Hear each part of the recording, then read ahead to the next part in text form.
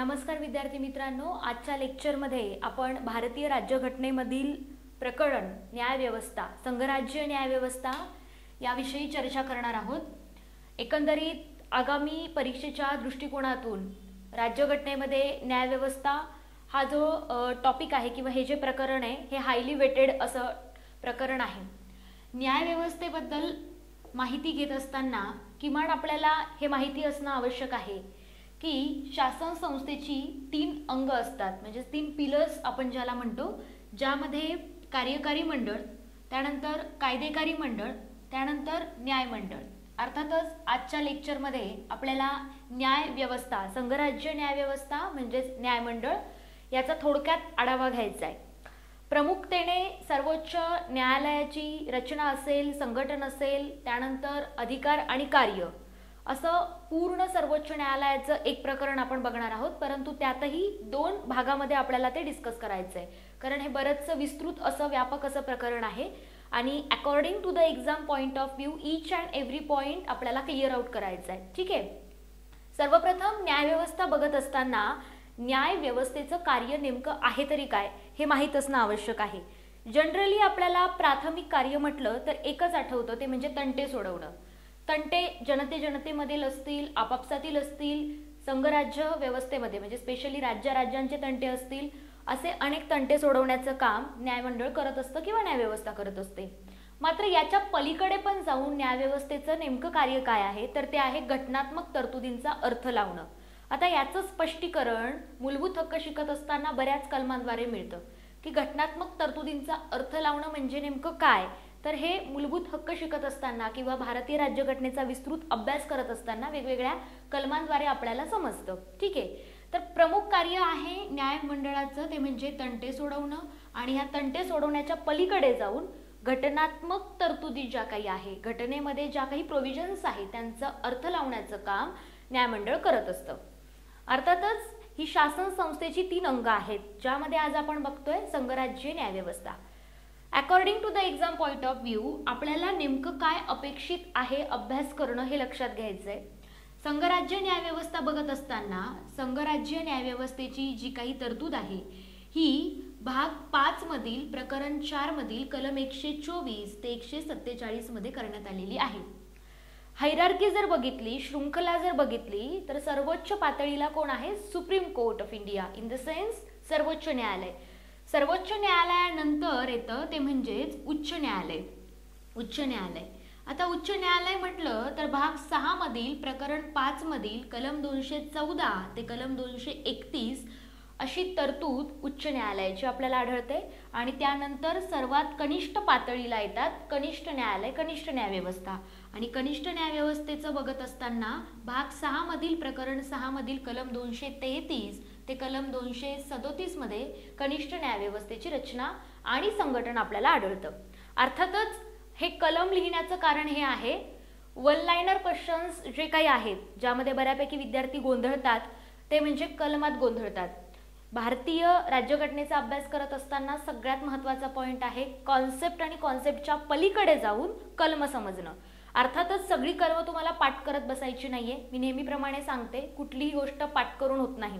हां, कधी कधी सणसणावळ्या असतील इतिहासातल्या तर त्याला ऑप्शन नाहीये, ते पाठ करावं लागणार आहे, पण प्रत्येक गोष्ट जर तुम्ही रट्टाफिकेशन केलं किंवा कुठेतरी पाठ करून समजून घेतलं तर ते कधीच लक्षात राहणार नाही, त्याला एक मर्यादा आहे। त्यामुळे कुठलीही गोष्ट ॲनालिसिस करताना तिला बऱ्यापैकी अगोदर समजून घ्या की संकल्पना काय आहे आणि त्यानंतर मग पुढे जायचंय। ठीक आहे, प्रत्येक विषयाचा अँगल वेगवेगळा आहे आणि त्या अँगलनुसार तुम्हाला तुमचा स्टडी कव्हर करायचा आहे। तुम्ही पॉलिटीला भूगोलासारखं नाही बघू शकत आणि भूगोलाला पॉलिटीसारखं नाही बघू शकत। प्रत्येक सब्जेक्टचा एक वेगळा अँगल आहे आणि त्या अँगलनुसार तुम्हाला जायचंय। Got it?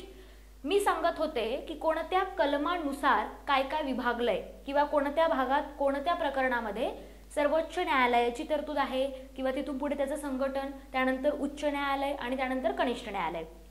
According to the exam point of view हे तुम्हाला लक्षात असणं गरजेचं आहे, इथे 100% क्वेश्चन सेट होऊ शकतो। न्यायव्यवस्था आपण बघत आहोत, हायरार्की आपण बघितली, सर्वोच्च न्यायालय म्हणजे सुप्रीम कोर्ट, त्यानंतर उच्च न्यायालय म्हणजेच हाय कोर्ट्स आणि त्यानंतर लोअर कोर्ट्स म्हणजे कनिष्ठ न्यायव्यवस्था। एक्झॅक्टली आपल्याला काय बघायचं आहे, तर आपल्याला बघायचं आहे आजच्या लेक्चरमध्ये पहिल्या भागात सर्वोच्च न्यायव्यवस्था किंवा सर्वोच्च न्यायालय. तर आपण ते बघूयात. बघा विद्यार्थी मित्रांनो, सर्वोच्च न्यायालय बघत असताना आपल्याला आयोगाच्या दृष्टिकोनातनं काय अभ्यासायचं आहे या प्रकरणात हे इम्पॉर्टंट आहे. पहिल्यांदा सर्वोच्च न्यायालय बघत असताना किंवा सर्वोच्च न्यायव्यवस्था बघत असताना सर्वोच्च न्यायालयाची स्थापना कधी झाली, तर ती झाली 28 जानेवारी 1950ला. 28 जानेवारी 1950ला. भारतीय स्वातंत्र्यता कायदा म्हणजे 1947 असेल किंवा त्याच्या अगोदरचे बरेचसे कायदे असतील, तर 1935चा जो कायदा होता, तर त्या कायद्याने जे कोड स्थापन केलं होतं त्या कोडची जागा कुणी घेतली, सुप्रीम कोर्ट ऑफ इंडिया, सर्वोच्च न्यायालयाने घेतली. अर्थातच इथे इम्पॉर्टंट काय आहे तुमच्या दृष्टिकोनातून आणि आयोगाच्या दृष्टिकोनातून. तुमच्या दृष्टिकोनापेक्षा आयोगाचा दृष्टिकोन खूप महत्त्वाचा आहे आपल्याला.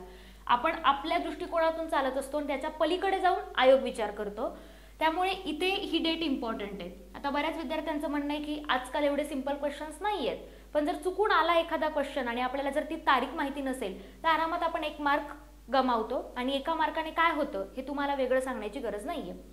सर्वोच्च न्यायालयाची स्थापना केव्हाची आहे, 28 जानेवारी 1950ची. आता यामध्ये इम्पॉर्टंट काय आहे, तर भाग 5 मधील प्रकरण 4 कलम 124 ते 147 असा सुप्रीम कोर्ट म्हणजे सुप्रीम कोर्ट सर्वोच्च न्यायालयाची रचना, संघटन, अधिकार आणि कार्य आपल्याला आढळतं. त्यानंतर बघा कलम 124(1) मध्ये म्हणजे मूळ 124 ते 147 यामध्ये संघराज्य न्यायव्यवस्थेची रचना असेल, संघटन असेल, अधिकार कार्य असेल, या सगळ्या बाबींची तरतूद आहे.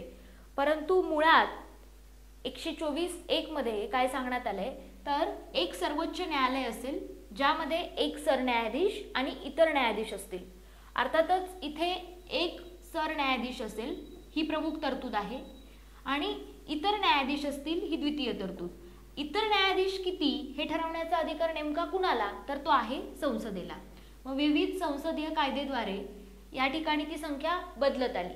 आता बदलत आली तर पहिला प्रश्न हा की मूळ घटनेमध्ये या ठिकाणी किती संख्या होती, म्हणजे सर्वोच्च न्यायालयाच्या न्यायाधीशांची मूळ घटनेत एकूण संख्या किती होती, तर त्याचं उत्तर असेल 8 होती. अर्थातच या 8 मध्ये कॅल्क्युलेशन करायचं ठरलं तर एक सरन्यायाधीश आणि अन्य 7 न्यायाधीश. कलम 124(1) नुसार काय सांगण्यात आलंय की एक सर्वोच्च न्यायालय असेल ज्यामध्ये एक सरन्यायाधीश आणि अन्य इतर न्यायाधीश असतील, तर इतर न्यायाधीशांची संख्या कोणी ठरवायची, तर ती संसदेने ठरवायची. मग त्यासाठी मूळ घटनेत किती होती, तर ती 8 होती. प्रत्येक वेळी ती वाढवण्यात आली. आता तुमचा होमवर्क काय असेल करंट अफेअरच्या दृष्टिकोनातून सुद्धा की सध्या भारतीय न्यायव्यवस्थेमध्ये म्हणजे स्पेशली सर्वोच्च न्यायालय बघत असताना सर्वोच्च न्यायालयामध्ये एकूण न्यायाधीशांची संख्या किती. आता एक सरन्यायाधीश आहे हे तर फिक्स माहिती आहे ना, मग इतर अन्य न्यायाधीशांची संख्या किती हे माहिती असणं आवश्यक आहे. तर हा तुमचा होमवर्क झाला. अगदी गुगलवरती टाईप केलं, विकिपीडिया सर्च केलं, नॉर्मली भरपूर सोर्सेस आहे, भरपूर वेबसाईट्स आहेत पॉलिटीच्या पण आणि इतर काही स्टडीच्या असतील त्या रेफर करा आणि याचा आन्सर शोधा. अर्थातच एक लक्षात ठेवा, हे शोधायला देण्याचं कारण सुद्धा आहे. बऱ्यापैकी आत्ता बरेचसे टेलिग्राम चॅनल्स असतील, व्हॉट्सअप ग्रुप्स असतील, इतर काही वेबसाईट्स असतील आणि बरंच करंट अफेअरचं स्टडी मटेरियल असेल.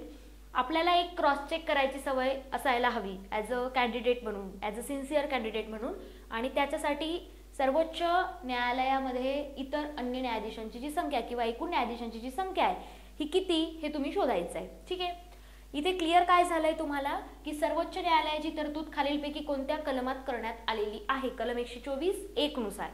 आता यानंतर आपण काय बघणार आहे, तर कलम 124(2) नुसार सर्वोच्च न्यायालयामध्ये जे सरन्यायाधीश असतात त्यांची नेमणूक कोण करतं, ओके, कशी केली जाते, आणि यामध्येच सर्वोच्च न्यायालयाचे जे इतर न्यायाधीश असतात त्यांची नेमणूक कोण करतं आणि ती कशी केली जाते हे आपल्याला बघायचंय. ठीक आहे, तर यामध्ये लक्षात घ्या आयोगाच्या दृष्टिकोनातून माझ्या प्रत्येक वाक्यामध्ये आयोगाचा दृष्टिकोन हा शब्द तुम्हाला अधोरेखित केलेला दिसेल, अधोरेखित झालेला दिसेल. त्याचं रिझन पण आहे, आपला जिथे अभ्यास संपतो तिथून पुढे आयोगाचे क्वेश्चन्स सेट व्हायला सुरुवात होते.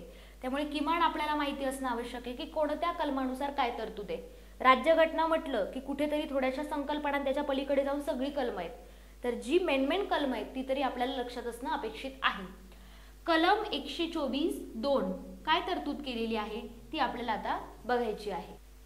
आता बघा, कलम 124(2) मध्ये नेमकं काय सांगण्यात आलंय, तर इथे सर्वोच्च न्यायालयामध्ये प्रत्येक न्यायाधीशाची जी काही नेमणूक आहे ती कोण करणार आहे? राष्ट्रपती करणार आहे. ओके, प्रत्येक न्यायाधीशाची नेमणूक राष्ट्रपती करतील. मग आता यामध्ये प्रत्येक न्यायाधीशापैकी सगळ्यात महत्त्वाचा पार्ट येतो तो म्हणजे सरन्यायाधीश. सरन्यायाधीश बघत असताना सरन्यायाधीशाची नेमकी नेमणूक कशी होते? आतापर्यंत आपण हे तर क्लिअर आउट केलं की सर्वोच्च न्यायालयामध्ये एक सरन्यायाधीश आणि इतर अन्य न्यायाधीश असतील. मात्र हे जे सरन्यायाधीश आहे यांची नेमणूक जर राष्ट्रपती करत असतील तर ती कशी होते? तर ती होते राष्ट्रपतींना आवश्यक वाटतील इतक्या सर्वोच्च न्यायालयातील न्यायाधीशांचा विचार, ओके, आणि अधिक उच्च न्यायालयातील न्यायाधीशांचा विचार. ठीक आहे, हे झालं सरन्यायाधीशांच्या बाबतीत. त्यानंतर आता इतर न्यायाधीश यांची नेमणूक करायची आहे. तर इतर न्यायाधीशांची नेमणूक करत असताना ती कशी केली जाईल? अर्थातच सरन्यायाधीशांचा विचार हा बंधनकारक आहे, म्हणून सरन्यायाधीशांचा विचार प्लस परत राष्ट्रपतींना आवश्यक वाटतील इतक्या सर्वोच्च न्यायालयातील न्यायाधीशांचा विचार आणि राष्ट्रपतींना आवश्यक वाटतील इतक्या उच्च न्यायालयातील न्यायाधीशांचा विचार. ओके, म्हणजे इथे पुन्हा उच्च न्यायालयातील न्यायाधीशांचा विचार आला. मग यामध्ये इम्पॉर्टन्स काय आहे? तर सरन्यायाधीश हे पद जर वगळलं तर इतर न्यायाधीशांची नेमणूक करताना राष्ट्रपतींनी सरन्यायाधीशांचा विचार घेणं बंधनकारक आहे. हा फर्स्ट पॉइंट मला क्लिअर आउट करायचा होता. तर सरन्यायाधीश हे कसे नियुक्त केले जातात किंवा राष्ट्रपती त्यांची नेमणूक कशी करतात हे तर क्लिअर आउट झालंय की राष्ट्रपतींना आवश्यक वाटतील इतक्या सर्वोच्च न्यायालयातील न्यायाधीशांचा विचार आणि उच्च न्यायालयातील न्यायाधीशांचा विचार. आणि जर इतर न्यायाधीश नेमणूक करायची असेल तर तिथे सरन्यायाधीशांचा विचार घेणं बंधनकारक आहे प्लस सर्वोच्च न्यायालयातील न्यायाधीशांचा विचार आणि उच्च न्यायालयातील न्यायाधीशांचा विचार. इथे सरन्यायाधीशांचा विचार घेणं बंधनकारक आहे. मग विविध प्रकारचे खटले झाले, म्हणजे पहिला खटला, दुसरा खटला आणि तिसरा न्यायाधीशांचा खटला. यामध्ये काय सांगण्यात आलंय तर पहिल्या न्यायाधीशांच्या खटल्यात विचार घेणं म्हणजे नेमकं काय? साधारणतः 1982 मध्ये पहिल्या न्यायाधीशांचा जो खटला होता त्यात सांगितलं की विचार घेणं म्हणजेच मतांचं आदान प्रदान करणं. काय करणं आहे? मतांचं आदान प्रदान करणं, असं पहिल्या न्यायाधीशांच्या खटल्यात सांगितलं, मतांचं आदान प्रदान करणं. त्यानंतर जो आहे 1993चा दुसरा न्यायाधीशांचा खटला, यामध्ये सांगितलं विचार घेणं म्हणजे एकमत होणं. काय सांगितलंय? एकमत होणं, एकमत होणे. आणि त्यानंतर 1998चा तिसरा न्यायाधीशांचा खटला, यामध्ये सांगितलं की सरन्यायाधीशांचा विचार घेणं, अर्थातच त्यांनी तसा निर्णय देत असताना या ठिकाणी 4 ज्येष्ठतम न्यायाधीशांचा विचार घेणं आवश्यक आहे, म्हणजेच कॉलेजियम मेथड या ठिकाणी फॉलो करणं आवश्यक आहे. म्हणजेच विचार घेणं हे राष्ट्रपतींवर बंधनकारक आहे. कुणाचा? सरन्यायाधीशांचा. कशाच्या बाबतीत? इतर न्यायाधीशांची नेमणूक करत असताना. मग विचार घेणं म्हणजे नेमकं काय? तर ते पहिल्या, दुसऱ्या आणि तिसऱ्या या न्यायाधीशांच्या खटल्यामध्ये क्लॅरिफाईड केलेलं आहे. Got it? आता यामध्ये सगळ्यात महत्त्वाचा पार्ट आहे की जेव्हा केव्हा या ठिकाणी सर्वोच्च न्यायालयाचे सरन्यायाधीश असतील किंवा इतर न्यायाधीश असतील यांची नेमणूक केली जाते, यामध्ये विचार घेणं हा एक पार्ट आहे. परंतु त्याची जी पात्रता आहे की कोण होऊ शकतो सर्वोच्च न्यायालयाचा सरन्यायाधीश. ओके, आता इम्पॉर्टंट काय आहे की सरन्यायाधीश कोण होऊ शकतं? तर जनरली सर्वोच्च न्यायालयाचे जे न्यायाधीश असतात त्यांच्यापैकी जे ज्येष्ठतम न्यायाधीश असतील तर त्यांची नेमणूक सरन्यायाधीश म्हणून करण्याचा एक संकेत पाळला जातो. म्हणजे 1950 पासून 1973 पर्यंतचा जर कालावधी बघितला तर इथे सिनियर म्हणजे ज्येष्ठ व्यक्ती ही सरन्यायाधीश होत होती. मात्र 1973ला काय झालं, इथे परंपरा मोडली आणि 1973ला 3 ज्येष्ठ न्यायाधीशांना डावललं गेलं आणि A.N. रे यांची नेमणूक सरन्यायाधीश म्हणून करण्यात आली. मग पुन्हा जर पुढे गेलो तर 1977ला परत ज्येष्ठ न्यायाधीशांना डावलण्यात आलं आणि यू बेग यांची नेमणूक सरन्यायाधीश म्हणून करण्यात आलेली आपल्याला बघायला मिळते. अर्थातच 1950 पासून 1973 पर्यंत कंटिन्युअस होतं सिनियर, परंतु 73ला आणि 77ला ही परंपरा मोडीत निघालेली आपल्याला बघायला मिळते. ज्येष्ठ न्यायाधीशांची नेमणूक सरन्यायाधीश म्हणून करण्यात येईल असं कोणत्या खटल्यात सांगितलं? दुसऱ्या न्यायाधीशांच्या खटल्यात सांगितलं. तर तेव्हापासून ज्येष्ठ न्यायाधीशांची नेमणूक ही सरन्यायाधीश म्हणून करण्यात येते. आता इथपर्यंत आपण काय क्लिअर केलंय मी ते तुम्हाला एक्सप्लेन करते, परत थोडंसं रिवाईव्ह करते. सरन्यायाधीश कसे नेमले जातात, त्यानंतर इतर न्यायाधीश कसे नेमले जातात. आता मात्र ॲक्च्युअल लेवलला आपण सरन्यायाधीश कसे नेमले जातात किंवा 77-73ला नेमकं काय घडलं हे पाहिलं. मात्र यांच्यासाठीची जी काही पात्रता आहे, ओके, स्पेशली सर्वोच्च न्यायालयाच्या न्यायाधीशांसाठीची जी पात्रता आहे ती आपल्याला क्लिअर करायची आहे. आता पुढे आपल्याला काय बघायचं आहे तर पात्रता बघत असताना सगळ्यात महत्त्वाचा पॉईंट हा आहे, जसं मी नेहमी सांगते, ती व्यक्ती भारताचा नागरिक असावी. ओके, भारताची नागरिक, प्राथमिक पात्रता. आता इथे एक महत्त्वाचा पार्ट आहे जो आपण मिस करतो बऱ्यापैकी, आपण लक्षात ठेवत नाही आणि सरळ सरळ वाचायचं म्हणून वाचून जातो आणि तो स्किप होतो एक्झाम पॉईंटला. आणि आयोग इथेच तुम्हाला पकडतो की यामध्ये नेमकं काय इम्पॉर्टंट आहे हे मला तुम्हाला सांगायचं आहे. भारताची नागरिक पहिली पात्रता आणि काय असणं गरजेचं आहे मी सांगतेय, सर्वोच्च न्यायालयाचे न्यायाधीश यांची पात्रता. ओके, सेकंड पॉइंट बघा इथे क्लिअर करते. भारताची नागरिक पहिली पात्रता.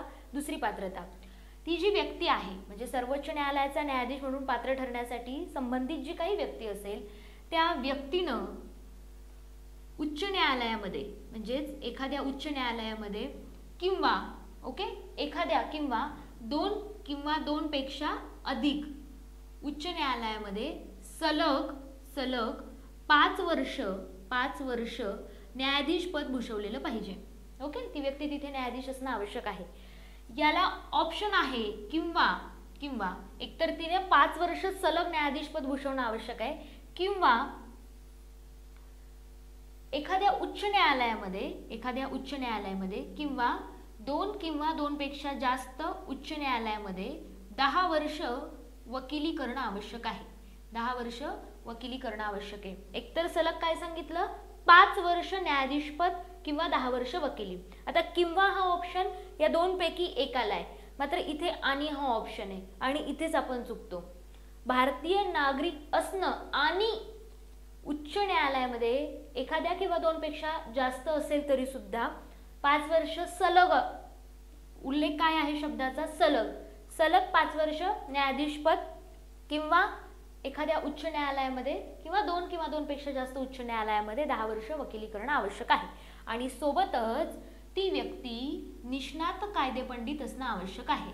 मी सांगतेय सर्वोच्च न्यायालयाच्या न्यायाधीशाची पात्रता, निष्णात कायदेपंडित असणं आवश्यक आहे. ओके, ही झाली सर्वोच्च न्यायालयाच्या न्यायाधीशाची पात्रता. याला ऑप्शन इथं ऑरला आहे आणि इथे आणि हा आहे.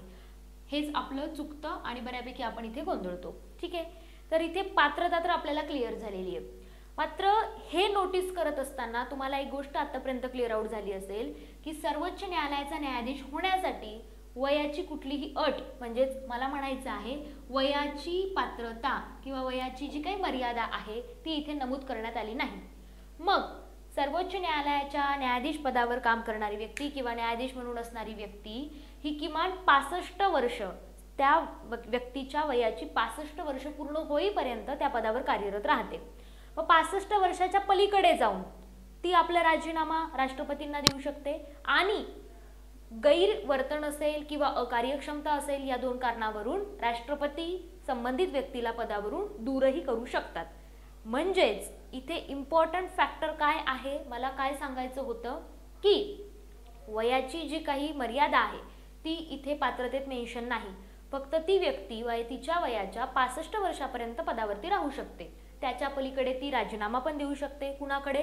राष्ट्रपतींकडे. आणि राष्ट्रपती संसदेच्या समावेदनानं या ठिकाणी न्यायाधीशाला पदावरून दूरही करू शकतात. आता ॲक्च्युअल लेवलला आपल्याला ते बघायचंय की कसं केलं जातं सर्वोच्च न्यायाधीशाच्या न्यायाधीशाला पदावरून दूर. तर तो एक इम्पॉर्टंट पार्ट आपल्याला या ठिकाणी बघायचा आहे. आता 124(4) नुसार आपल्याला बघायची आहे ते म्हणजे पदावरून दूर करण्याची नेमकी काय पद्धत आहे. पदावरून दूर करणं.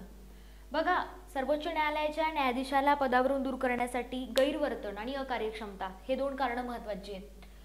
दूर कसं केलं जाईल तर एक चार्ट, छोटासा शॉर्टली चार्ट मी शो करतेय, तो नोट डाऊन करून घ्या किंवा क्लिअर लक्षात ठेवा. पहिली गोष्ट तर इथे राष्ट्रपतींचा आदेश तसा गरजेचा आहे. राष्ट्रपतींचा आदेश. बरं, राष्ट्रपतींच्या अशा आदेशासाठी संसदेचं समावेदन गरजेचं आहे. काय गरजेचं आहे? संसदेचं समावेदन.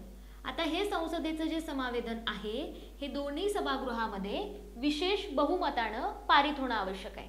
ओके, हे विशेष बहुमतानं पारित होणं आवश्यक आहे. बघा, सर्वोच्च न्यायालयाच्या न्यायाधीशांना पदावरून दूर करण्यासाठीचे जे काही नियमन आहेत तो तयार करण्याचा अधिकार कुणाला आहे? संसदेला आहे. आणि संसदेने तसा न्यायालयीन चौकशी कायदा 1968 तयार केला, पारित केला आणि त्यानुसार गैरवर्तन आणि अकार्यक्षमता या 2 कारणावरून पदावरून दूर केलं जातं न्यायाधीशांना. राष्ट्रपतींच्या आदेशासाठी संसदेचं समावेदन आवश्यक आहे आणि ते दोन्ही सभागृहामध्ये म्हणजे प्रत्येक सभागृहामध्ये विशेष बहुमतानं पारित होणं आवश्यक आहे.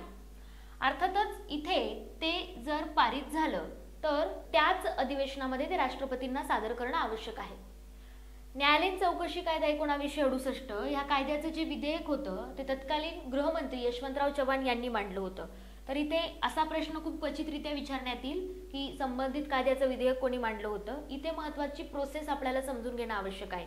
राष्ट्रपतींचा आदेश, त्यासाठी संसदेचं समावेदन आवश्यक आहे आणि ते दोन्ही सभागृहामध्ये विशेष बहुमतानं पारित होणं आवश्यक आहे. लोकसभेच्या बाबतीत संबंधित पदावरून दूर करण्याचा जो प्रस्ताव आहे तर त्यामध्ये लोकसभेच्या बाबतीत 100 सदस्यांच्या सह्या, राज्यसभेच्या बाबतीत जर बघितलं तर 50 सदस्यांच्या सह्या अपेक्षित आणि आवश्यक आहे. आता यामध्ये अशा सह्या झाल्यानंतर संबंधित सभागृहाचे जे काही पीठासीन अधिकारी असतील, जसं लोकसभेच्या बाबतीत अध्यक्ष, राज्यसभेच्या बाबतीत सभापती, तर तो यांना दोघांपैकी एकाला सादर केला जाईल. अर्थात यांना हा प्रस्ताव स्वीकारायचा आहे की नाकारायचा आहे हे यांच्या हातात आहे, म्हणजेच पीठासीन अधिकाऱ्यांच्या हातात आहे. समजा जर प्रस्ताव स्वीकारला गेला, पदावरून दूर करण्यासाठीचा जर प्रस्ताव हा पीठासीन अधिकाऱ्यामार्फत जर स्वीकारला गेला तर या कंडिशनमध्ये एक त्रिस्तरीय समिती नेमली जाईल. कुठली समिती? त्रिस्तरीय समिती.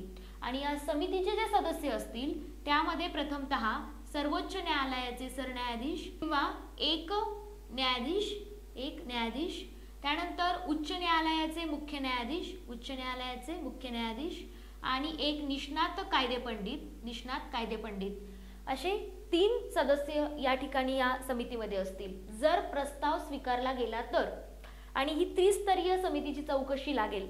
या चौकशीमध्ये किंवा या समितीच्या चौकशीमध्ये जर असं सामोरं आलं की संबंधित न्यायाधीशाने गैरवर्तन केलंय किंवा त्याची अकार्यक्षमता जर सिद्ध झाली तर त्या ठिकाणी तसा प्रस्ताव जो काही आहे हा दोन्ही सभागृहांच्या बाबतीत विशेष बहुमतानं पारित होणं गरजेचं आहे. म्हणजे जर तसा प्रस्ताव आणि त्याच्या चौकशीमध्ये जर अकार्यक्षमता आणि गैरवर्तन जर सिद्ध झालं तर तिथे दोन्हीही जी सभागृह आहेत म्हणजे लोकसभा आणि राज्यसभा यामध्ये विशेष बहुमतानं ते पारित होणं गरजेचं आहे. आणि पारित झाल्यानंतर तिथून पुढे राष्ट्रपतीकडे तसं समावेदन जातं आणि मग आदेश निघतो आणि त्या आदेशानं त्या न्यायाधीशाला पदावरून दूर केलं जातं. न्यायमूर्ती व्ही रामास्वामी यांना पदावरून दूर करण्याची प्रक्रिया सुरू करण्यात आली होती. मात्र लोकसभेत तसा काही प्रस्ताव पारित होऊ शकला नाही, कारण अट काय आहे? दोन्ही सभागृहांच्या विशेष बहुमतानं तो प्रस्ताव पारित होणं आवश्यक आहे.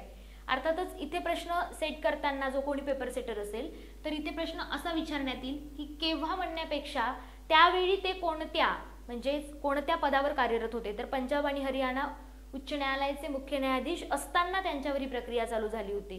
म्हणजे कुठेतरी चालू घडामोडीचा टच पुन्हा पॉलिटीला असेल किंवा अगदी हिस्ट्रीमध्ये सुद्धा आपल्याला कळत न कळत चालू घडामोडीचं वेटेज बघायला मिळतं. त्यामुळे करंट अफेअरच्या दृष्टिकोनातून सुद्धा असे प्रश्न सेट होत असतात. तर बारीक लक्ष आपल्याला या ठिकाणी द्यायचं आहे. मी हे एक्सप्लेन करत होते की कलम 124(4) नुसार सर्वोच्च न्यायालयाचे जे न्यायाधीश आहे त्यांना पदावरून दूर करण्याची प्रक्रिया कशी आहे. तर मी परत एक्सप्लेन करते शॉर्टली. जर फास्ट झालं असेल तर मी पुन्हा व्यवस्थित सांगते. नीट कॉन्सन्ट्रेशन करायचं आहे. राष्ट्रपतींचा आदेश, त्यासाठी संसदेचं समावेदन सुद्धा दोन्ही सभागृहामध्ये म्हणजे प्रत्येक सभागृहामध्ये विशेष बहुमतानं पारित होणं आवश्यक आहे. त्यासाठी लोकसभेच्या 100 सदस्यांच्या सह्या आणि राज्यसभेच्या बाबतीत 50 सदस्यांच्या सह्या अपेक्षित आणि आवश्यक आहे. तिथून पुढे संबंधित सभागृहाच्या पीठासीन अधिकाऱ्याने जर तो प्रस्ताव स्वीकारला तर त्रिस्तरीय समितीची चौकशी, आणि त्या त्रिस्तरीय समितीमध्ये ऑलरेडी सदस्य मी तुम्हाला सांगितलेले आहे. चौकशीच्या दरम्यान किंवा चौकशी अंती जर हे समोर आलं म्हणजेच गैरवर्तन आणि अकार्यक्षमता, तर तसा प्रस्ताव पुन्हा संसद विचारात घेईल आणि तो संबंधित म्हणजेच दोन्ही सभागृहाच्या पुन्हा विशेष बहुमतानं पारित होणं आवश्यक आहे. आणि मग तिथून पुढे तसं समावेदन हे राष्ट्रपतीला दिलं जाईल आणि मग आदेश निघून त्या व्यक्तीला पदावरून दूर करण्यात येईल. आतापर्यंतच्या ज्या घटना आहेत तो एक एक्झाम पॉईंटच्या दृष्टिकोनातून इम्पॉर्टंट क्वेश्चन्स क्रिएट होईल, जो मी तुम्हाला इथे सांगितला. न्यायमूर्ती व्ही रामास्वामी आणि बाकीचे काही डिटेल्स असतील ते तुम्ही स्वतः सर्च करायचे. ठीक आहे, तर इथपर्यंत क्लिअर आहे. म्हणजेच आत्तापर्यंत सर्वोच्च न्यायालयाची स्थापना असेल, त्यामध्ये न्यायाधीशांची संख्या असेल, त्यानंतर सरन्यायाधीशाची नेमणूक असेल, पुन्हा इतर न्यायाधीशांची नेमणूक आणि संख्या असेल, पुन्हा पात्रता बघितली आपण. ओके, पात्रतेनंतर पदावरून दूर कसं केलं जातं हेही आपण बघितलं. आता इम्पॉर्टंट आहे की शपथ, सर्वोच्च न्यायालयाच्या न्यायाधीशांची जी शपथ आहे, शपथेचा नमुना, यावरती राज्यसेवेला प्रश्न विचारण्यात आलेला होता. म्हणजेच राज्यसेवेला आला तर तो कंबाईनला येईल असं नाही म्हणणं आहे माझं. येऊ पण शकतो, नाही पण येऊ शकत. आपल्याला डेप्थमध्ये जायचं आहे. मी नेहमी सांगते आपला अभ्यास असा नसावा, तो असा असावा. असा असावा म्हणजेच त्याची खोली ही व्यापक असावी. अभ्यास करत असताना आपल्याला आयोगाच्या दृष्टिकोनातून अभ्यास करायचा आहे. आपला दृष्टिकोन महत्त्वाचा नसतो, कारण आयोगाच्या दृष्टिकोनावरतीच आपलं भविष्य अवलंबून असतं. ठीक आहे, तर माय पॉइंट इज दॅट की आता आपल्याला काय बघायचं आहे तर शपथेचा नमुना. शपथेच्या नमुन्यामध्ये खालीलपैकी कोणत्या स्टेटमेंटचा किंवा कोणत्या वक्तव्याचा, कोणत्या मुद्द्याचा समावेश नाही असाही प्रश्न आयोग विचारू शकतो. त्यामुळे किमान आपल्याला सर्वोच्च न्यायालयाचे जे न्यायाधीश आहे किंवा जी काही पदं भारतीय राज्यघटनेमध्ये आहे त्यामध्ये पंतप्रधान असेल, त्यानंतर राष्ट्रपती असेल, उपराष्ट्रपती असेल किंवा इतर काही महत्त्वपूर्ण पदं असतील तर त्यांच्या शपथेचा नमुना सुद्धा आपल्याला लक्षात ठेवायचा आहे. थोडाफार इकडे तिकडे फरक आपल्याला आढळतो, पण तो आपल्या लक्षात असणं आवश्यक आहे, कारण तिथे पण एखादा मार्क जर गेला तर पुन्हा आपला तो फुकटचा मार्क निघून जातो. ठीक आहे, तर आता आपण वळूयात शपथेचा नमुना. शपथेचा नमुना नेमक्या कोणत्या गोष्टींचा समावेश या ठिकाणी सर्वोच्च न्यायालयाच्या न्यायाधीशांच्या शपथेच्या नमुन्यामध्ये आहे ते आपल्याला बघायचं आहे. कलम 124(6) नुसार बघा, सर्वप्रथम भारतीय संविधानाप्रती खरी श्रद्धा आणि निष्ठा बाळगण्याचं काम, हा पहिला पॉईंट. सेकंड पॉईंट, भारताचं सार्वभौमत्व आणि एकात्मता उन्नत राखणं. थर्ड पॉईंट, आपल्या पदाची कामं निष्ठापूर्वक पार पाडणं. यामध्ये निस्पृहतेने पार पाडणं, कुठल्याही प्रकारे मनामध्ये आकस न बाळगता ती पार पाडणं गरजेचं आहे. आणि फोर्थ पॉईंट आहे संविधान आणि कायदा उन्नत राखणं. आता यामध्ये एक छोटंसं स्मार्ट वर्क मी तुम्हाला सांगेन. जी महत्त्वपूर्ण पदं आहे, जसं की मी सांगितलं तुम्हाला, पंतप्रधान असेल, त्यानंतर राष्ट्रपती असेल, उपराष्ट्रपती असेल, आता सर्वोच्च न्यायालयाचे न्यायाधीश असतील, किंवा जेवढ्यांचा शपथेचा नमुना मेन्शन केलेला आहे त्यामध्ये कॉमन पॉईंट्स शोधायचे आणि जे अनकॉमन आहे त्याला थोडंसं निग्लेक्ट करायचं. कॉमन तर आपल्या लक्षात राहतील, जे युनिक आहे, अनकॉमन आहे, म्हणजे या 4 पॉईंट्सपैकी एखादा पॉईंट एखाद्या दुसऱ्या पदाच्या शपथेमध्ये कदाचित नसेल तर तेवढं आपण लॉजिकली लक्षात ठेवू शकतो. तर इथे हे 4ही पॉईंट लक्षात ठेवणं आवश्यक आहे. अर्थातच शपथेचा नमुना हा लक्षात ठेवायचा का? थोडीशी वाक्य जड वाटतील, ऐकायला कदाचित समजणार नाही किंवा पहिल्यांदा वाचनात तर कळणारच नाही, पण ती लक्षात ठेवावी लागतील, कारण यावरती प्रश्न सेट झालेला आहे, तर होऊ पण शकतो. ठीक आहे. त्यानंतर कलम 125 नुसार सर्वोच्च न्यायालयाचे जे न्यायाधीश आहेत त्यांचं जे वेतन आहे किंवा जे काही अलाउन्सेस, भत्ते असतील, काही रजा असतील, तर त्या संबंधीच्या सगळ्या तरतुदी ह्या संसदीय कायद्याद्वारे वेळोवेळी काय केल्या जातात, निर्धारित केल्या जातात, त्यामध्ये बदल केले जातात. आणि इथे एक मुद्दा महत्त्वाचा आहे, त्यांचा जो शेवटचा पगार असतो, म्हणजे जसं मी सांगितलं की वयाच्या 65 वर्षापर्यंत ते 65व्या वर्षापर्यंत ते पदावर राहू शकतात, तर शेवटच्या पगाराच्या म्हणजे तो जो पगार असेल त्याच्या 50% पेन्शन त्यांना दिली जाते. तर कलम 124(6) नुसार आणि कलम 125 नुसार जे डिटेल्स आहेत, म्हणजे 124(6) नुसार शपथेचा नमुना, त्यामधले मुद्दे आणि पगाराच्या बाबतीत ही गोष्ट. आता पगार बाबत बोलायचं झालं तर संसदीय कायद्याद्वारे वेळोवेळी तो काय अपडेट केला जाणार आहे किंवा विहित केला जाणार आहे. तर चालू घडामोडीच्या दृष्टिकोनातून हा पगार वाढण्याचा भाग आहे, त्याला एक तुम्हाला कव्हर करायचं आहे. आताच्या लेक्चरमध्ये म्हणजे भाग 1 मध्ये आपण काय काय बघितलंय, तर सर्वोच्च न्यायालयाची स्थापना, बरोबर. त्यानंतर सर्वोच्च न्यायालयामध्ये न्यायाधीशांची नेमणूक म्हणजे सरन्यायाधीश असतील आणि इतर अन्य न्यायाधीश असतील, त्यांची पात्रता, त्यांना पदावरून दूर करण्याची पद्धत, त्यांच्या शपथेचा नमुना आणि लास्टला त्यांचं वेतन. आता या व्यतिरिक्त सुद्धा काही हंगामी न्यायाधीश असतात, अतिरिक्त न्यायाधीश असतात, तदर्थ न्यायाधीश असतात, त्यांची नेमणूक आणि सर्वोच्च न्यायालयाचं अधिकार आणि कार्य हा एक वेगळा भाग. म्हणजे हे सगळे टॉपिक्स जे मी आता उल्लेखले हे आपण दुसऱ्या भागामध्ये बघणार आहोत. मूळ मुद्दा काय आहे, मला काय सांगायचं आहे तुम्हाला, की भारतीय राज्यघटना असेल किंवा भूगोल असेल, इतिहास असेल, समाजसुधारक असतील, या प्रत्येकाचा अँगल वेगवेगळा आहे अभ्यासनाचा. तुम्ही एक मिक्स खिचडी करू नका, प्रत्येकाला वेगळ्या अँगलने बघायचं आहे. प्रत्येक सब्जेक्टचा एक अँगल वेगळा आहे, राईट. राज्यघटना बघत असताना तुम्हाला कलम लक्षात असणं आवश्यक आहे, त्याद्वारे केलेल्या प्रोव्हिजन्स म्हणजेच तरतुदी लक्षात असणं आवश्यक आहे. डिपार्टमेंटच्या बाबतीत बोलायचं झालं तर सगळ्या विद्यार्थ्यांचा सध्याचा फेमस क्वेश्चन आहे की मॅडम ॲड कधी येणार. मी उत्तर देऊन देऊन बऱ्याच जणांना आता म्हणजे लिटरली बऱ्याच जणांना मी सांगितलंय की माझा एकच प्रश्न आहे तुम्हाला, ॲड केव्हा येणार या पार्टपेक्षा आपला अभ्यास किती झालेला आहे हे तुम्हाला ॲनालिसिस करणं आवश्यक आहे. समजा ॲड उद्या आली तर तुमचा अभ्यास आज रेडी आहे का, की तुम्ही लगेच एक्झाम क्रॅक करणार आहात. ॲड आल्यावरती रजा घेऊन अभ्यास करणं आणि अगोदरपासून अभ्यास करणं यामध्ये जमीन आसमानचा फरक आहे.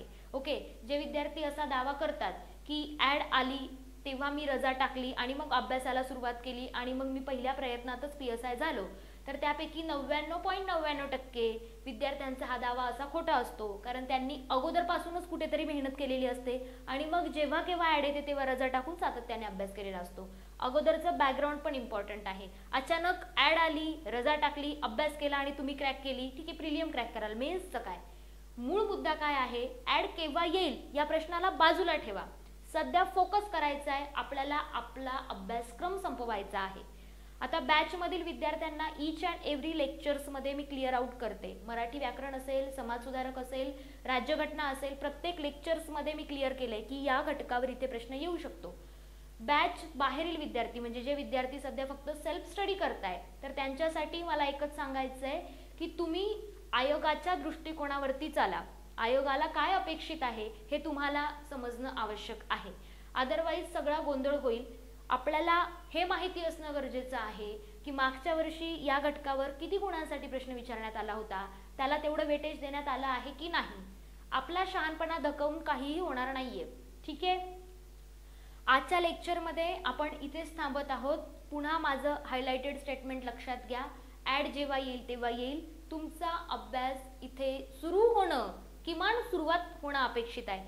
ज्यांचा चालू आहे well and good, all the best. मात्र ज्या विद्यार्थ्यांनी अजून अभ्यासाला सुरुवातच केलेली नाहीये तर त्यांनी कुठेतरी अभ्यासाला लागा.